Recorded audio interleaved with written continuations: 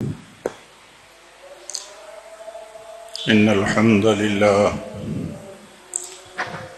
الحمد لله نحمده ونستعينه ونستغفره ونعوذ بالله من شرور أنفسنا ومن سيئات أعمالنا من يهده الله فلا مضل له ومن يضلل فلا هادي له وأشهد أن لا إله إلا الله وحده لا شريك له وأشهد أن محمدًا عبده ورسوله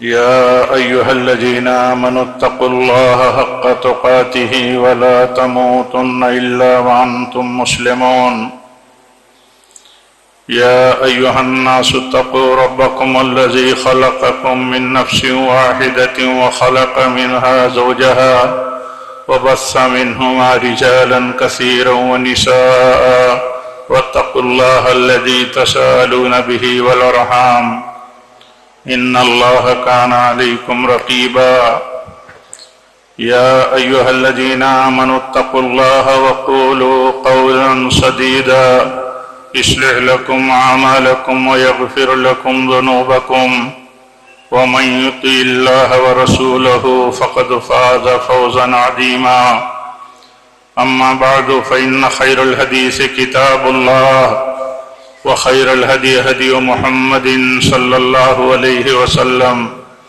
وشر الأمور محدثاتها وكل محدثة بدعة وكل بدعة ضلالة وكل ضلالة في النار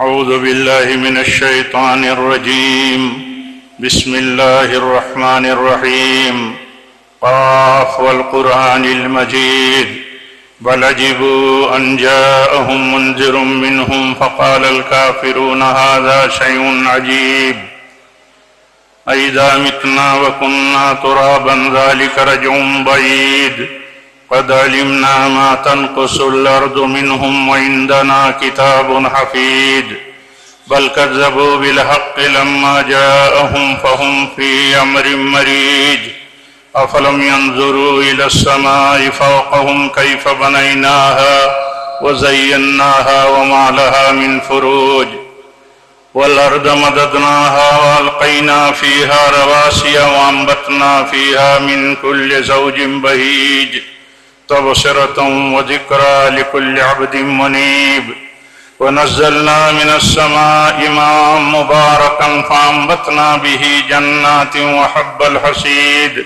والنخل باسقات لها طلع نضيد رزقا للعباد وأحيينا به بلدة ميتا كذلك الخروج كذبت قبلهم قوم نوح وأصحاب الرس وثمود وعاد وفرعون وإخوان لوط وأصحاب الأيكة وقوم تبع كل كذب الرسل فحق وعيد أفعينا بالخلق الأول بل هم في لبس من خلق جديد وقال الله تعالى في موضع آخر قل هل يستوي الذين يعلمون والذين لا يعلمون دینی بھائیوں، اسلامی ماں اور بہنوں،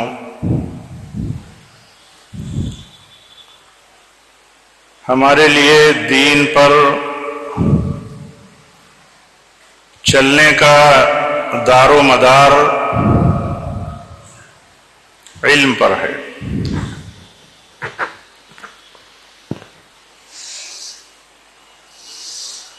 اللہ کے دین پر چلنا علم دین کے بغیر ممکن نہیں ہے۔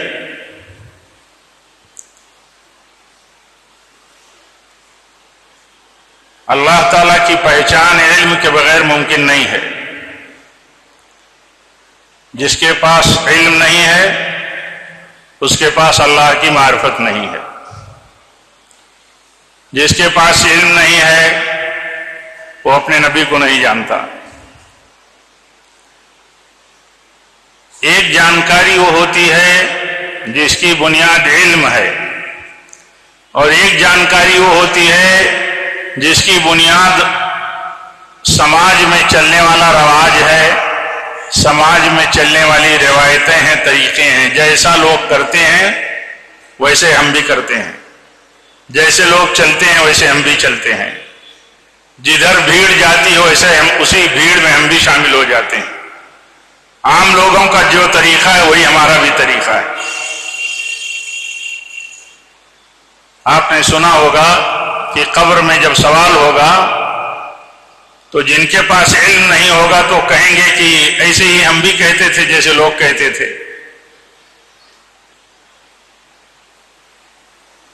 تو جواب بھی علم کی بنیاد پر صحیح ہوگا، جن کے پاس علم نہیں ان کا جواب بھی صحیح نہیں ہوگا۔ ہمیں کسی بھی مسئلے میں دیکھیے پابند کیا گیا ہے ایک اصولی حیثیت سے کہ ہم کوئی بھی عمل علم کے بغیر نہیں کر سکتے۔ یہ بولنا بھی ایک عمل ہے تو یہ بولنا بھی علم کے بغیر صحیح نہیں ہے۔ تو دین کے باب میں ہم دین کے مسئلے سے بات کرتے ہیں کہ دین کے مسئلے میں ہمارے پاس اگر علم نہیں ہے تو ہم صحیح دین پر نہیں چل سکتے، مطلوب دین پر نہیں چل سکتے۔ اس کو اس طرح بھی سمجھا جا سکتا ہے بہت آسان مثال سے کہ اللہ تعالیٰ نے اپنے نبی کو علم دیا، پھر اس علم کی بنیاد پر آپ پابند ہوئے کہ اللہ تعالیٰ کی طرف سے دیے گئے علم کے مطابق آپ عمل کریں، آپ بات کریں۔ وَالنَّجْمِ إِذَا هَوَى مَا ضَلَّ صَاحِبُكُمْ وَمَا غَوَى وَمَا يَنطِقُ عَنِ الْهَوَى إِنْ هُوَ إِلَّا وَحْيٌ يُوحَىٰ عَلَّمَهُ شَدِيدُ الْقُوَىٰ۔ اللہ تعالیٰ فرماتا ہے کہ میرا نبی جو کچھ بولتا ہے اس تعلیم کی بنیاد پر بولتا ہے جو جبریل نے میری طرف سے جا کر کے سکھایا ہے۔ آج ہمارے یہاں جتنی مطلب لا علمی یا کہیں جہالت ہے اور اس جہالت کی بنیادوں پر اتنی ساری شرکیات، بدعات، خرافات ہیں، اس کی وجہ کیا ہے؟ اس کی وجہ یہ ہے کہ سچی نیتوں سے سچا علم نہیں ہے۔ علم نہیں ہے تو کوئی بھی بہکا دیتا ہے، کوئی بھی گھما دیتا ہے۔ کمزور علم انسان کو ایسے ہی رکھتا ہے کہ جیسے بہاؤ پر کچرے ہو اور وہ بہاؤ کے ساتھ بہتے ہوں، ان کے اندر کوئی قوت نہیں ہوتی کہ وہ روک لیں۔ لیکن علم جب ہوتا ہے تو علم سے تمیز ہوتی ہے صحیح اور غلط کی۔ مثال کے طور پر علم ہے سنت کا اور اس کے مقابل میں اس کے خلاف کوئی چیز آتی ہے تو سمجھ میں آ جاتا ہے کہ یہ سنت ہے اور یہ سنت کا علم ہے میرے پاس اور یہ بدعت ہے، یہ بدعت آ گئی ہے۔ بہت زیادہ مشکل نہیں ہوتی ہے، کسی علم والے کے لیے مسئلے کو سمجھنا مشکل نہیں ہوتا ہے۔ اور اگر علم ہی نہ ہو آدمی کے پاس تو وہ دیکھا دیکھی کرتا ہے، علم کی فکر نہیں کرتا، دیکھا دیکھی کرتا ہے۔ دیکھا دیکھی ہاں اس کا طریقہ ہوتا ہے، دیکھا دیکھی جو کچھ اس نے سیکھا ہے دیکھ کر کے رواج میں، سماج میں روایتوں کو جو کچھ جانا ہے اس پر چلتا ہے، اور یہ دین نہیں ہے۔ اللہ کے نبی صلی اللہ علیہ وسلم کے پاس کچھ صحابہ آئے، تقریباً 20 دنوں تک رہے آپ کی خدمت میں۔ آپ نے جب انہیں رخصت کیا وہ جانے لگے تو آپ نے فرمایا جاؤ انہیں تعلیم دینا، انہیں سکھانا، تربیت کرنا اور انہیں بتانا ایسے ہی نماز پڑھیں جیسے تم نے مجھے نماز پڑھتے ہوئے دیکھا ہے، ایسے ہی نماز پڑھنا جیسے مجھے نماز پڑھتے ہوئے دیکھا ہے۔ یہاں دیکھیے کتنی بنیادی ہدایت اور تعلیم ہے کہ کوئی نماز اللہ تعالیٰ کے ہاں نبی صلی اللہ علیہ وسلم کی نماز اور آپ کے طریقے نماز سے ہٹ کر کے اگر ہوتی ہے تو ظاہر سی بات ہے کہ وہ نماز نہیں ہوگی۔ وہ اللہ تعالیٰ کے یہاں قبول وہ عمل نہیں ہوگا. جو بھی عمل کیا جائے گا اگر اس کی بنیاد علم پر نہیں ہے تو اللہ تعالیٰ کے یہاں وہ عمل قبول نہیں ہوگا, وہ عبادت قبول نہیں ہوگی. اگر ہمارے اور آپ کے ذہن میں یہ بات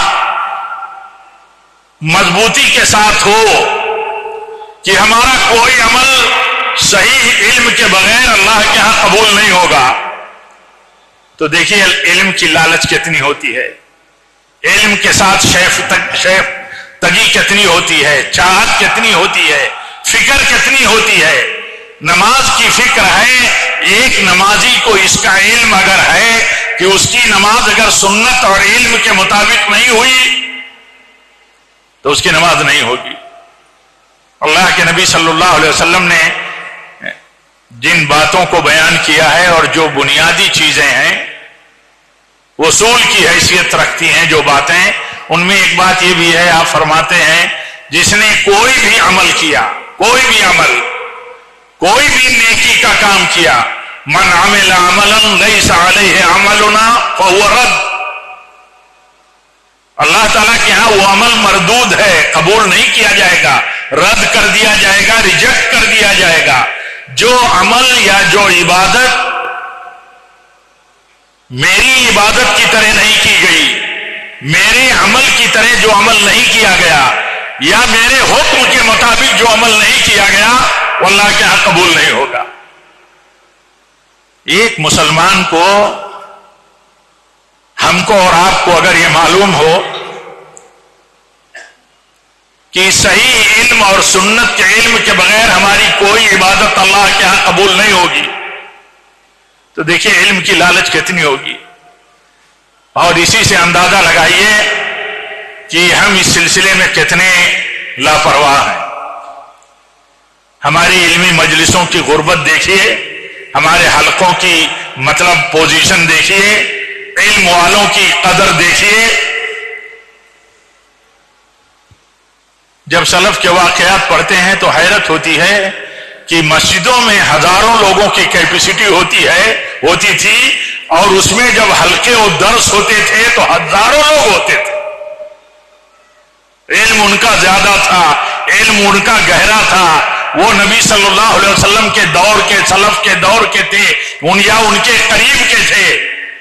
تو ان کو اتنی لالچ تھی, وہ اس بات کو سیریسلی سمجھتے تھے کہ کوئی بھی عبادت, کوئی بھی عمل اگر علم اور صحیح جانکاری کے بغیر کیا جائے گا تو اللہ کے یہاں قبول نہیں ہوگا, وہ عمل اللہ کے یہاں قبول نہیں ہوگا. اسی لیے یہ مسئلہ ہے کہ علم حاصل کرنا, علم کے حلقے میں بیٹھنا, یہ نفلی نماز سے بہتر ہے. علم کا حلقہ کوئی لگا ہوا ہے, آپ کو کوئی نفل پڑھنی ہے, آپ علمی حلقے سے جڑ جائیں گے, آپ نفل چھوڑ دیں یا بعد میں پڑھ لیں, کیونکہ علم کی جو فضیلت ہے وہ عبادت کی فضیلت سے, نفلی عبادتوں کی فضیلت سے بڑھ کر ہے. اللہ کے نبی صلی اللہ علیہ وسلم فرماتے ہیں ان فضل العلم خیر من فضل العبادہ. آپ فرماتے ہیں عبادت کی جو فضیلت ہے, عبادت کی جو فضیلت ہے, علم کی فضیلت اس سے بڑھ کر ہے. بہت سارے لوگوں کو دیکھا جاتا ہے حلقہ کہیں ہے سنت کا, حدیث کا, قرآن کا, تعلیم ہوتی ہے سنت کی, قرآن کی, حلقہ ہوتا ہے تفسیر کا اور درس کا, اور بیٹھ کر کے لوگ کہیں تسبیحیں گنتے ہوتے ہیں, کہیں کھڑے ہو کر کے بغل میں نفلیں پڑھتے ہیں. یہ سب فضیلت اور برکت کی چیزیں ہیں, لیکن علم کی فضیلت اور علم کی اہمیت اس سے بڑی ہے. اور یہی علم نہ ہونے کا نتیجہ ہے جو یقین والا علم ہے, جو سچائی والا علم ہے, جو حقیقتوں کی جانکاری کا علم ہے. آدمی کسی چیز کی حقیقت کو جان لیتا ہے تو اسی کو علم کہا جاتا ہے. تو علم نہ ہونا یا صحیح علم نہ ہونا, مضبوط علم نہ ہونا, اس کا نتیجہ کیا ہے؟ اس کا نتیجہ یہ ہے کہ آدمی کوئی پرواہ نہیں کرتا، کوئی پرواہ نہیں کرتا، دین کی کوئی پرواہ نہیں ہوتی ہے اس کے نزدیک، کیونکہ دین کا جو کچھ علم ہے اس کے پاس وہ علم نہیں ہے جو اس کے دل کی جڑوں میں ہو اور اس کو یقین وہ علم پہنچاتا ہو، وہ علم نہیں ہے اس کے پاس۔ اسی لیے اللہ کے نبی صلی اللہ علیہ وسلم ترغیب دیا کرتے تھے علم کی۔ آپ فرماتے ہیں تم میں سب سے بہتر وہ ہے جو قرآن سیکھتا ہو اور سکھاتا ہو۔ یہ قرآن سیکھنا اور سکھانا کیا ہے؟ قرآن سیکھنا اور سکھانا کیا ہے؟ اس کو اگر سمجھنا ہے تو اس سے بھی سمجھ سکتے ہیں، اس بات سے بھی سمجھ سکتے ہیں کہ صحابہ کرام قرآن سیکھتے تھے، چند آیتیں لے کر کے ان کو پڑھتے تھے، ان کو سمجھتے تھے، ان پر عمل کرتے تھے، اس طرح علم حاصل کرتے تھے، اس کی دوسروں تک پہنچاتے تھے، اس کے حکم کو لاگو کرتے تھے۔ تو یہ علم کا طریقہ ہے۔ علم کا طریقہ حفظ کا طریقہ نہیں ہے۔ حفظ علم کی بنیاد ہے، ایک ذریعہ ہے، لیکن یہ کہ تعلیم نہیں ہے۔ اسی لیے یہ نہیں کہا نبی صلی اللہ علیہ وسلم نے جس نے قرآن حفظ کیا وہ تم میں سب سے بہتر ہے۔ فرمایا جس نے قرآن سیکھا وہ اور سکھایا، جو قرآن سیکھتا اور سکھاتا وہ تم میں سب سے بہتر ہے۔ کیوں سب سے بہتر ہے؟ سیکھا قرآن، سکھایا قرآن، صحیح بنیادوں پر صحیح کنسپٹ کے ساتھ پھر اس کے تقاضوں پر عمل کرتا ہے، تو ظاہر سی بات ہے کہ وہ ان لوگوں میں سب سے بہتر ہے جو قرآن سیکھتے نہیں، سکھاتے نہیں، پھر اس کے طریقے اور ہدایت کے مطابق چلتے نہیں۔ اور آپ دیکھیے علم نہ ہونے کا نتیجہ ہی یہ ہوتا ہے، علم نہ ہونے کا نتیجہ ہی یہ ہے کہ آدمی علم کے سلسلے سے جڑتا نہیں ہے، علم والوں سے جڑتا نہیں ہے۔ علم کی اگر قیمت ہو تو اہل علم کی قیمت ہوگی۔ اور علم دین کیا ہے؟ آپ دیکھیں علم دین یہ انبیاء کی میراث ہے، انبیاء کی میراث ہے، ترکہ ہے۔ انبیاء کیا چھوڑ کے گئے؟ اپنے پیچھے علم چھوڑ کر کے گئے، ان کی میراث علم ہے۔ اسی لیے جن کے پاس انبیاء کا علم ہے، نبوت کا علم ہے، وہ انبیاء کے وارث ہیں۔ اب آپ اس نقطہ نظر سے دیکھیے اور سوچئے کہ جب ہم علم دین حاصل کرتے ہیں تو ہم کیا حاصل کرتے ہیں؟ کیا ہم لیتے ہیں؟ ہم انبیاء کی میراث حاصل کرتے ہیں، میراث، وراثت میں جو وہ چھوڑ کے گئے وہ ہم حاصل کرتے ہیں۔ انبیاء جو وراثت میں چھوڑ کر کے گئے وہ ہم حاصل کرتے ہیں، اور انبیاء وراثت میں چھوڑ کر کے جو گئے ہیں وہی انسان کی، سماج کی، کمیونٹی کی، امت کی ہدایت کی بنیاد ہے۔ اسی بنیاد پر صحیح راہ پر امت چل سکتی ہے۔ آپ فرماتے ہیں میں نے تمہیں سیدھی راہ پر کھڑا کر دیا ہے، تمہارے لیے میں نے سیدھی راہ چھوڑ دی ہے، سیدھی راہ پر تم کو چھوڑا ہے۔ اس سیدھی راہ پر چلو گے تو کامیاب ہو جاؤ گے، منزل پر پہنچ جاؤ گے، اور یہ صحیح اور سیدھی راہ چھوڑ دو گے تو ہلاک ہو جاؤ گے۔ ایک مسلمان کی سمجھ میں، وہ مرد و عورت کوئی بھی ہو، یہ بات رہنی چاہیے کہ اللہ کے نبی کی دی ہوئی راہ، جسے آپ نے محجت بیضا کہا، روشن راہ، سیدھی راہ، شاہ راہ، آپ فرماتے ہیں جو اس پر چلے گا وہ بھٹکے گا نہیں۔ اور اسی بنیاد پر ایک مسلمان یہ سمجھتا ہے کہ یہ سیدھی راہ چھوڑ دے گا تو بھٹک جائے گا، یہ سمجھنے والے مسلمان کو کوئی نہیں بہکا سکتا کہ راستے بہت سے ہیں، 4 راستے ہیں، 12 راستے ہیں، معلوم نہیں کتنے راستے ہیں، جس راستے پر سے بھی چلو گے منزل پر پہنچ جاؤ گے، نہیں بہکا سکتا کوئی۔ کیوں؟ اللہ کے نبی صلی اللہ علیہ وسلم فرماتے ہیں کہ جو اس راہ پر جسے اللہ نے دیا اور جس پر میں نے تمہیں کھڑا کیا، جس پر تمہیں میں نے چھوڑا ہے، یہ روشن راہ ہے، اس راہ پر سے چلو گے، اسی راہ پر چلو گے تو منزل پہ پہنچو گے۔ دوسری راہیں جو ہیں ان کے بارے میں کیا فرمایا؟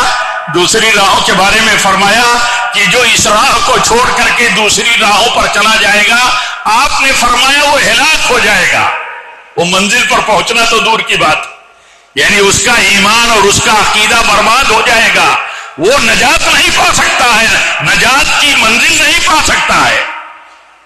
اسی لیے اس فتنے کو بھی سمجھنا ضروری ہے کہ جو لوگ یہ کہتے ہیں کہ راستے بہت ہیں، طریقے بہت ہیں، کسی بھی طریقے اور راستے پر چلیں گے تو ہم منزل پر پہنچ جائیں گے، ایسا نہیں ہے۔ اگر ایسا ہوتا تو آپ صلی اللہ علیہ وسلم نے یہ خبر دیا، یہ تعلیم دی، علم ہم تک پہنچایا، پیشین گوئی آپ نے فرمائی۔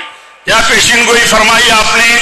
میری امت میں 73 فرقے ہوں گے۔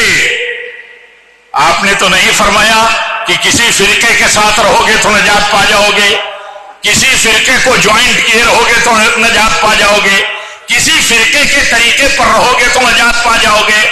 آپ نے فرمایا، بلکہ آپ نے فرمایا میری امت میں 73 فرقے ہوں گے، یہود و نصارہ میں 72 تھے، میری امت کا اختلاف یہود و نصارہ سے بھی زیادہ ہوگا۔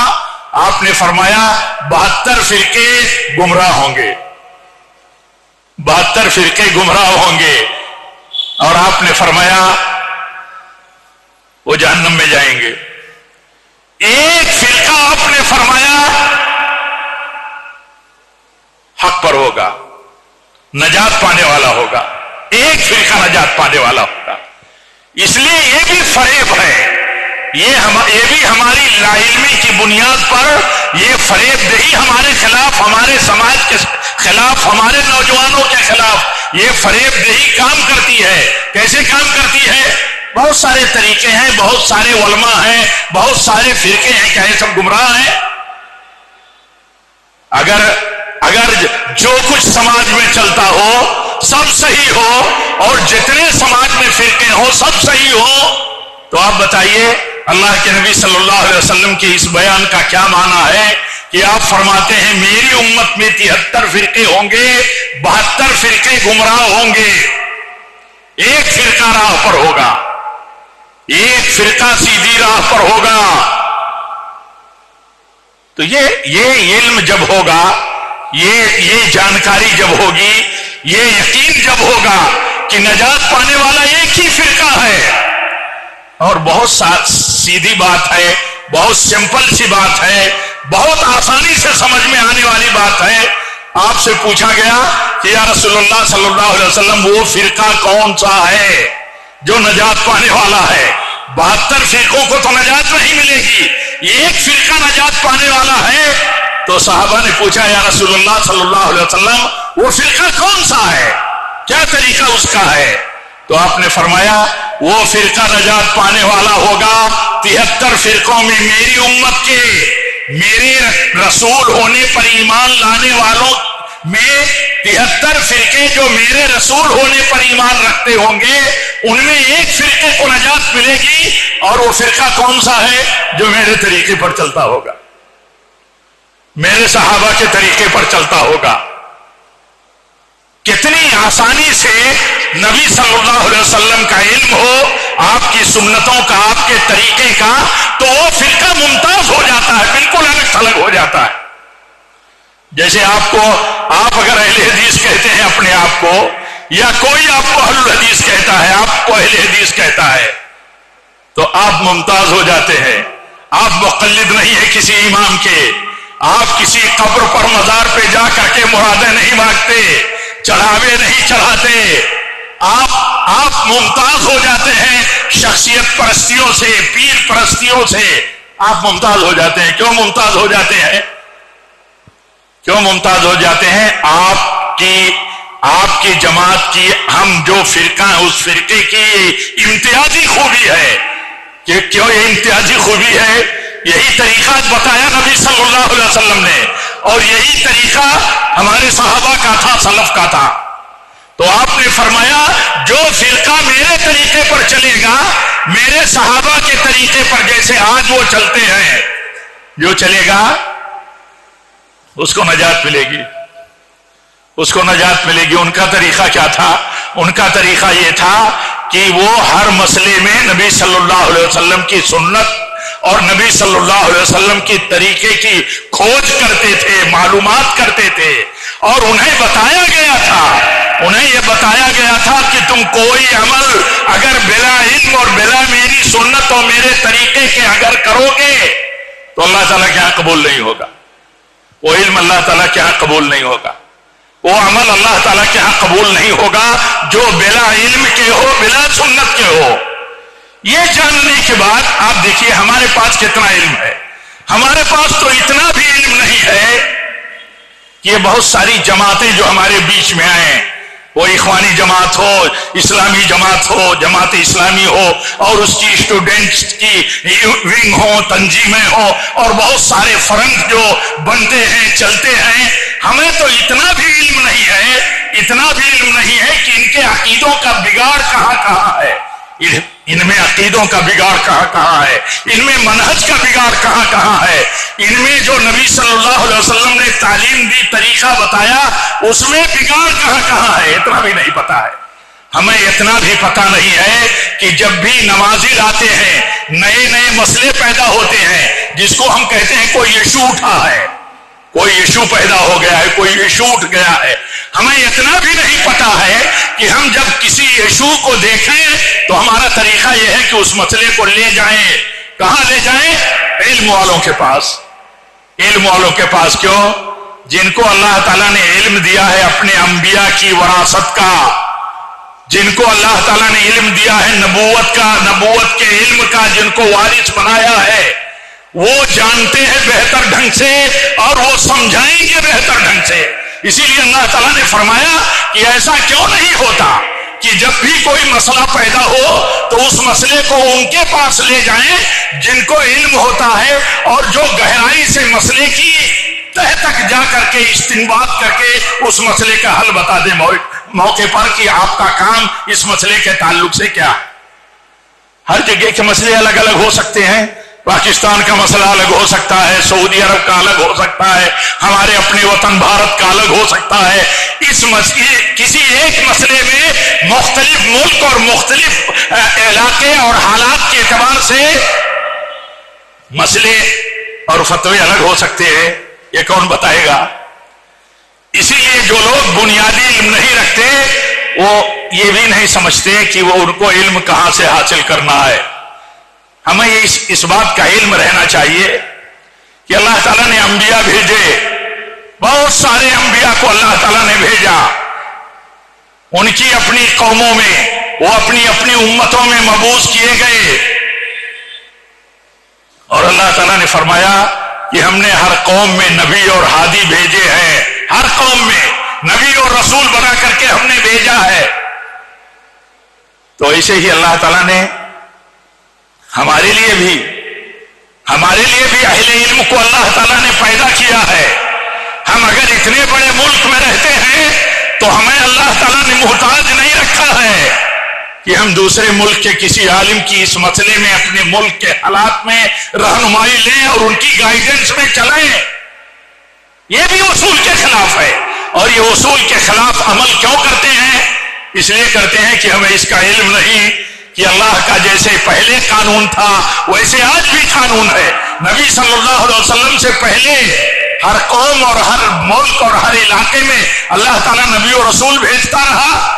ایسے جب انبیاء کا سلسلہ ختم ہو گیا اور انبیاء کی جگہ ان کے وارث اللہ تعالیٰ نے علماء کو بنا دیا، تو امت کا کام یہ ہے، ملک کے مسلمانوں کا کام یہ ہے، نوجوانوں کا کام یہ ہے، سارے مردوں اور عورتوں کا کام یہ ہے کہ اسی روشنی میں چلیں جس روشنی میں پہلے انبیاء کی امتوں کو چلنا تھا اپنے اپنے نبیوں کی ہدایتوں کی روشنی میں، ایسے ہی سچے دیندار راسخ علماء کی رہنمائی میں چلنا ہے۔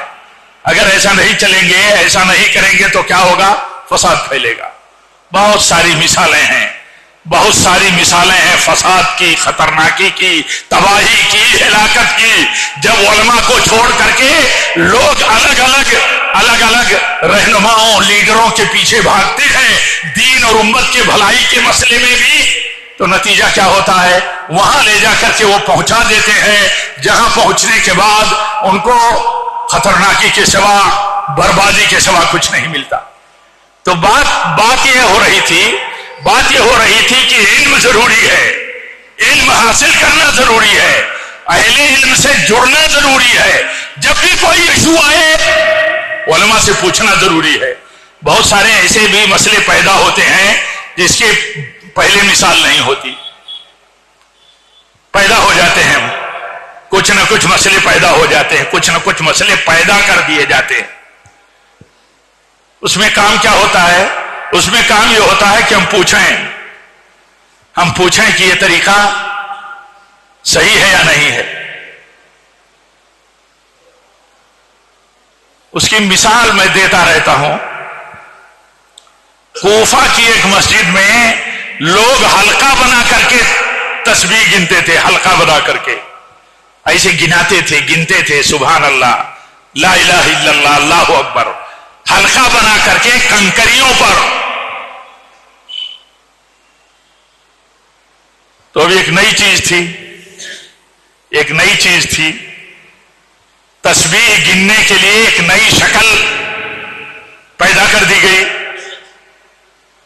تو اب جب نئی شکل پیدا کر دی گئی تو جس کے پاس علم ہوگا وہ کسی بھی نئی شکل سے جو سنت سے ہٹ کر کے ہو، سنت کے خلاف ہو، وہ بچ جائے گا۔ جس مسلمان مرد و عورت کے پاس علم ہوگا وہ بچ جائے گا، اور بچائے گا۔ اس کی دوسری ذمہ داری ہوتی ہے کہ وہ جو نئی شکل بنی اس سے بچائے اپنے بھائیوں، اپنے بہنوں کو۔ دیکھا گیا جب کہ یہ تو حلقہ بنا کر کے کنکریوں پر تسبیح پڑھتے ہیں، تو حضرت ابو موسیٰ اشعری رضی اللہ تعالیٰ عنہ حضرت عبداللہ ابن مسعود رضی اللہ عنہ سے کہتے ہیں کہ چلیے دیکھیے مسجد میں ایک نئی شکل تسبیح پڑھنے کی، تحلیل کرنے کی میں نے دیکھی ہے۔ کہا کیا دیکھا ہے؟ کہا ایسا دیکھا ہے۔ تو کہا منع کیوں نہیں کیا؟ کہا منع کیوں نہیں کیا؟ تو کہا آپ شہر میں نبی صلی اللہ علیہ وسلم کے صحابہ کے بہت بڑے عالم موجود ہیں، آپ چل کر کے کہیں۔ دیکھیے ابو موسیٰ اشعری کا درجہ بھی کچھ چھوٹا نہیں تھا، بڑے علم والے تھے، اللہ کے نبی کے گورنر تھے، بنائے ہوئے امام تھے اپنے ایک گورنری مطلب ایریے کے، لیکن کہا آپ موجود ہیں، آپ چل کر کے بتائیے۔ مسئلہ علماء تک تو جانے دیجئے، علماء سے پہلے غیر علماء مسئلوں کا جواب اور مسئلوں پر فتویٰ بانٹنا شروع کر دیتے۔ دیکھیے یہ طریقہ تھا ان کا، علم حاصل کرنے کا یہ طریقہ، اور کسی بھی غیر شرعی طریقے پر روکنے کا بھی ان کا طریقہ تھا۔ گئے انہیں وہ آئے، جب دیکھا تو ایک ہی بات پوچھا، کہا یہ بتاؤ کہ نبی کا طریقہ بہتر تھا، نبی کا طریقہ بہتر ہے جو آپ نے تسبیح کے لیے دیا ہے، انگلیوں پر تسبیح گننے کا، یا تم نے جو طریقہ نکالا ہے یہ بہتر ہے؟ ابھی تو نبی صلی اللہ علیہ وسلم کے صحابہ بڑی تعداد میں موجود ہیں، آپ کے کپڑے موجود ہیں، آپ کے گھر کے برتن موجود ہیں، یہ اتنی جلدی نہیں بات نکال لیا۔ یہ دیکھیے یہ کنسپٹ ہے، امت کو نبی کے طریقے پر جوڑے رکھنے کی یہ کنسپٹ ہے، یہ کنسپٹ ہے جوڑے رکھنے کا، کہ نبی کا طریقہ کیا تھا، نبی کے طریقے سے ہٹے تو ان فرقوں میں چلے جاؤ گے جن فرقوں کے بارے میں اللہ کے نبی نے خبردار کیا ہے کہ وہ فرقے جن کا طریقہ میرے طریقے کے خلاف ہوگا وہ گمراہ ہوں گے۔ ایک مسئلہ سامنے آیا، اس مسئلے میں وہ صحیح راہ پر اور صحیح موقع پر آ گئے کہ ہمارے نبی کا طریقہ اور ہمارے نبی کی تعلیم تو یہ ہے کہ تسبیح تو انگلیوں پر یا انگلیوں کے پوروں پر گنی جائے گی اور اسی پر تحلیل ہوگی، یہی طریقہ ہے۔ اب نبی کے طریقے کے خلاف اگر کوئی طریقہ ہے تو یہ بتاؤ کہ کیا وہ صحیح طریقہ ہوگا یا غلط طریقہ ہوگا؟ انہوں نے بھی ایسے ہی کہا تھا جیسے آج لوگ کہتے ہیں۔ کچھ بھی ہمارے سلف کے ہاں بات کے خرافات کے تعلق سے کچھ بھی ہمارے سلف کے ہاں کوئی بھی چیز چھوٹی نہیں ہے، یا اس دور میں جب کوئی بدعت کا عمل کرتا تھا تو آج بھی اسی طرح بدعت کا عمل کسی سے صادر ہوتا ہے یا کوئی بدعتی طبقہ ہوتا ہے تو ایسا ہی بات کرتا ہے۔ ان لوگوں نے کیا کہا؟ کہا کہ اچھا ہی تو ہم کرتے ہیں، اچھا ہی تو ہم کرتے ہیں، یہ طریقہ اچھا ہی تو ہے، کوئی برا تو نہیں ہے، اچھا ہی سمجھ کر کے تو ہم کرتے ہیں کہ تسبیح کرتے ہیں، تحلیل کرتے ہیں، تکبیر پڑھتے ہیں اور پتھر کے ٹکڑوں پر کنکریوں پر پڑھتے ہیں، کوئی بری چیز تو ہے نہیں ہے۔ تو تنبیہ کیا تھا کہ یہ نیکی گننے کی چیز نہیں ہے، یہ برائی کا عمل ہے، برائیاں شمار کرو اس سے، تو یہ گناہ کے کام ہے۔ تو یہ کم آدمی اس طرح چوکنا رہ سکتا ہے، بچ سکتا ہے، یا جو طبقہ بچتا ہے اسی مطلب چوکنا رہنے کی وجہ سے بچتا ہے، یا اسے علم نہیں ہوتا ہے، جیسے اسے خبردار کیا جاتا ہے وہ چوکنا ہو جاتا ہے، وہ خبردار ہو جاتا ہے کہ ہاں یہ چیز ہمارے لیے صحیح نہیں ہے۔ علم جب ہوتا ہے تو ہر طرح کے حالات میں ثابت قدمی ہوتی ہے۔ ثابت قدمی کیسے ثابت قدمی ہوتی ہے؟ نبی کی سنت کا علم جو ہے، دین کا علم جو ہے، یہ قوت اور ثبات پیدا کرتا ہے، مضبوطی پیدا کرتا ہے۔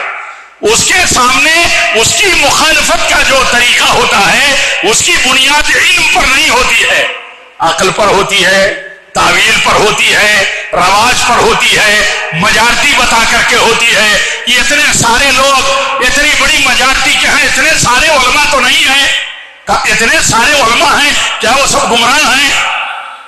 جس کے پاس علم ہوگا وہ بتا دے گا ایسے لوگوں کو، کیا بتا دے گا؟ کہ اللہ کے نبی صلی اللہ علیہ وسلم نے فرمایا ہے کہ میری امت میں سب سے بڑا خطرہ گمراہ کرنے والے برے علماء ہیں۔ یہ بھی اللہ کے نبی نے بتا دی ہے بات، اللہ کے نبی نے یہ بات بتا دی ہے کہ امت کو گمراہ کرنے والے لوگ کون ہیں؟ علماء سوء ہیں، برے علماء ہیں۔ یہ علماء ہی دلیلیں لاتے ہیں، یہ علماء ہی گڑھتے ہیں مانے، یہ علماء ہی اپنی طرف سے تفسیریں کرتے ہیں قرآن کی آیات کی اور قرآن کے مراد کی، جو اصل مراد ہے اس سے ہٹ کر کے مراد بتاتے ہیں، یہ علماء ہی ہیں۔ اس لیے یہ حجت نہیں ہے، جن کے پاس یہ علم ہوگا وہ اپنے آپ کو بچا لیں گے اور وہ ہلیں گے نہیں۔ اس لیے علم سے محبت ایک آدمی کو نفلی عبادت سے زیادہ ہونی چاہیے۔ ایک آدمی اگر 10 منٹ ذکر و اذکار کرتا ہے، نفل پڑھتا ہے، اس کے لیے 10 منٹ 15 منٹ کا وہ علمی حلقہ، وہ کتابوں کا پڑھنا، اصل میں علماء کے ساتھ بیٹھ کر کے سیکھنا، علم حاصل کرنا ہے، اس سے اس کا لگاؤ ہوگا۔ آج اس چیز کا فقدان ہو جانے کی وجہ سے عام طور پر کسی کے پاس مضبوط علم نہیں ہے، عام طور پر کسی کے پاس مضبوط علم نہیں ہے، اور جب مضبوط علم نہیں ہوتا ہے تو جیسے کمزور بنیادیں ہوں ان پر کوئی عمارت ٹک نہیں سکتی، ایسے ہی آدمی ٹک نہیں پاتا ہے۔ جب بھی کوئی لہر آتی ہے، کوئی فتنہ آتا ہے، کوئی ایشو پیدا ہوتا ہے، اس کے سمجھ میں نہیں آتا۔ آپ بتائیے کتنے موقعوں پر یہ بات کہی گئی کہ کافروں کے تہواروں پر، ان کے معبودوں کے عبادتوں کی مناسبتوں پر ان کو مبارکباد دے دینا یہ سارے گناہ کبیرہ میں سب سے بڑا گناہ ہے، یعنی یہ سنگین جرم ہے۔ کیسے سنگین جرم ہے؟ اللہ کے سوا یا اللہ کے ساتھ جن کی پوجا اور عبادت ہوتی ہو، کفر کیا جاتا ہو ان کی عبادت کر کے اللہ کے ساتھ، ان کے عمل اور ان کی عبادت پر مبارکباد کیسے دے سکتے ہیں؟ ایسی کون سی دنیا داری ایمان والے کے ہاں ہو سکتی ہے جس کے لیے وہ اپنا دین، ایمان اور عقیدہ داؤ پر لگا دے؟ نہیں ہو سکتی ہے، نہیں ہونی چاہیے۔ لیکن یہ کب ایسا کرے گا؟ جب اس کے پاس اس کا علم ہوگا کہ ہمارے ایمان اور ہمارے دین کے لیے خطرناک ہے۔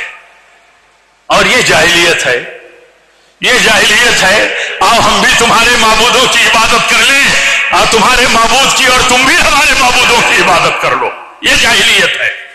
یہ کیا ہے؟ یہ جاہلیت ہے۔ یہی تو پیشکش لے کر کے آئے تھے اللہ کے نبی کے پاس، اور اللہ تعالیٰ نے اس وقت کہا کہ یہ تمہارے رب کی عبادت نہیں کر سکتے، نہ تم کر سکتے ہو، ان کو بتا دو لکم دینکم ولی دین۔ اور ایمان کی حفاظت کے لیے جان کی قربانی بھی دی جا سکتی ہے، مال کی قربانی بھی دی جا سکتی ہے۔ دنیا میں سماج اور سیاست کی کیا قیمت ہے؟ ایمان چلا جائے سیاست بن جائے، ایمان چلا جائے ہمارا منصب اور ہماری حیثیت بن جائے تو ہم نے بہت بڑا گھاٹے کا سودا کر لیا۔ اور ایسا کیوں ہوتا ہے؟ میں عرض یہ کر رہا تھا کہ ایسا اس لیے ہوتا ہے کہ آدمی کے پاس اس کی سنگینی کا علم نہیں ہے، اسے پتہ نہیں ہے کہ یہ کتنی خطرناک بات ہے۔ مان لیجئے جیسے کرسمس آتا ہے، یہ کس کا تہوار یا تاریخ میلاد بنائی جاتی ہے؟ عیسیٰ علیہ السلام کی۔ عیسیٰ علیہ السلام کو یہ اللہ کا بیٹا مانتے، اللہ مانتے۔ آپ بتائیے اس مناسبت پر مبارکباد دینا، خوش ہونا، شریک ہونا، ایک طرح سے تائید کرنا ہے ان کے کفری عقیدے کی، اور جس کے بارے میں اللہ تعالیٰ فرماتا ہے کہ یہ اتنا بڑا جرم ہے ان کا کہ زمین و آسمان پھٹ جائے تو ہلکا ہے، اتنا بڑا جرم ہے۔ لیکن آدمی نہیں سمجھتا، نہیں سمجھتا تو سب کچھ کرتا ہے، نہیں سمجھتا تو سب کچھ کرتا ہے۔ یہ اس کے لیے عذر نہیں ہو سکتا ہے، اس کو سمجھنا ضروری ہے۔ حضرت عمر ابن خطاب رضی اللہ تعالیٰ عنہ نے فرمایا تھا کہ اسلام کی رسی ایک ایک گورے کے ساتھ الگ ہو جائے گی، ٹوٹ کر کے، بکھر کر کے ختم ہو جائے گی اگر آدمی جاہلیت نہیں سمجھے گا۔ جاہلیت سمجھنا ضروری ہے، گمراہی سمجھنا ضروری ہے، شرک سمجھنا ضروری ہے، بدعت سمجھنا ضروری ہے۔ اگر ان چیزوں کو نہیں سمجھا آدمی تو کیسے بچے گا؟ سلف کہتے تھے ہم بری چیزوں کو، گمراہیوں کو اس لیے جاننا چاہتے ہیں تاکہ بچیں۔ ہمارے یہاں اگر گمراہی کی تردید ہو تو اپنے لوگ بھی بے چین ہو جاتے ہیں۔ تردید کرنے کی کیا ضرورت ہے؟